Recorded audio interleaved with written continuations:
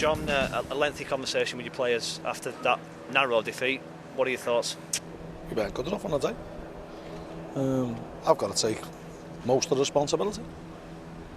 I've probably given us credit for being better than what I've thought we were better than what we are. And I've possibly got carried away with the first 3 wins.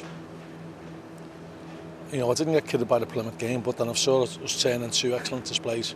Well, 3 excellent displays, because I thought we were quite good last week. But I've maybe got kidded and thinking that we were better, more of a threat than what we are. No disrespect to Stevenage, but whoever you're going to beat Stevenage, it's going to be today. You know, they're a shadow of themselves. And we still let them win with the same old tactics. And, you know, we've got no one to blame but ourselves. We've got to be better. We've got to be better on the ball. We've got to defend better. You know, the first goal is a car crash. You know, from the kick-off to concede a corner from the kick-off the way we did is nothing short of ludicrous. You wouldn't see it on Sunday morning under 9s. And then to concede the goal from the corner the way we did, you wouldn't see that in under 6s. So that was bad enough. We wore our way into the game, got ourselves back into the game, and then it looks like there's only going to be the one winner. You know, we've had them all at sea for 10 minutes after we scored, and then we've gone into our shell again. And you know, to be honest, we've let them bully us. And we knew they were always going to be physically stronger than us, but that shouldn't mean that they can work harder than us. It shouldn't mean that they could have more fight than us. It shouldn't mean that they should want to win the game more than us. And it shouldn't mean that we shouldn't want to impose our undoubted skill superiority on them. And we didn't. So you've got to give Stevenage full credit, because they didn't allow us to use the advantage that we had over them anywhere near like we should have done. And you know, that was testament to the lack of shots that we had on goal, the lack of chances that we created. I was going to say, was it that final third, particularly second half, that's frustrated you the most? It was all over the pitch. We didn't press up. We sat too deep. We didn't ever once really engage in a physical battle. Plenty of our players limped today through late challenges. I'm not advocating late challenges, but I didn't see any of their players limping. I can't remember us giving too many fouls away for bad challenges yet. I've seen 4 or 5 of ours get absolutely wiped out. And that's a testament to them wanting it more than us. And that's, when any one of my teams get beat by like that, I take it personal. Because, you know, we set up a team to always try and play football, but the first man to this, we've got to try and earn the right to play football, we've got to compete. And they outballed us today, and, you know, I think they deserve to win again.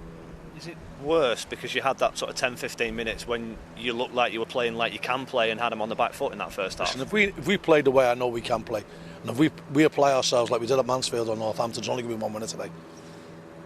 You know, I can sound conceited, or that can sound whatever you want, but I know it's a fact. But we didn't, and they did, and that's why they deserve to win the game today. I know you said after that Plymouth game, you mentioned earlier that the players had seen the good side of you, the nice side of you, the friendly side of you up until then. Have you had to sort of step that up a notch in the dressing room today? Yeah. You know, there's a lot of home truths have to be told. Don't forget, I've watched the team since I left. I've watched the team who was on a massive climb for the last 18 months, the last 2.5 years that I left. And I've watched a team steadily decline since I left at Accrington. And fight relegation year on year on. And I haven't come back to fight relegation. I thought we had enough about us to change the mentality overnight. Obviously we haven't, because that performance today showed everything that I abhor in football, and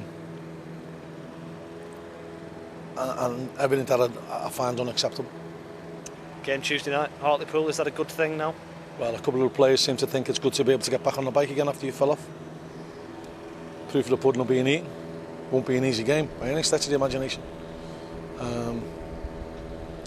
And you know, we've had a lot of travelling, and people, you know, I know we'll have our smart Alec fans or some of the smart Alec fans who'll label a trip to Sligo is the reason why we've lost today. It's not.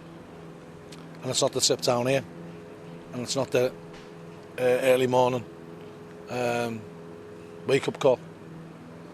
It's nothing to do with that. It's how you apply yourself. And when you apply yourself and when you're on your game, you're not tired. It's nothing to do with tiredness.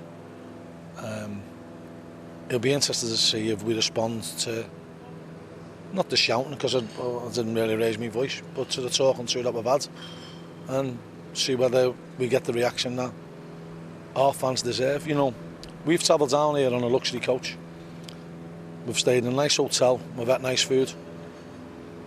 Our fans have had to pay for the privilege of watching an insipid performance like that in the second half. And they deserve better than that. You know, they've given up the time, they've given up the best part of a weekend to come here. It's not cheap to watch football anymore. It's not cheap to travel anymore.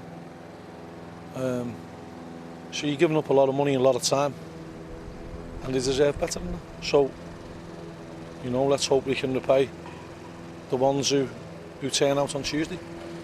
You know, if you look at, our gates went down after a fantastic win. So, what's it going to do after from my accounts, a very, very feeble loss?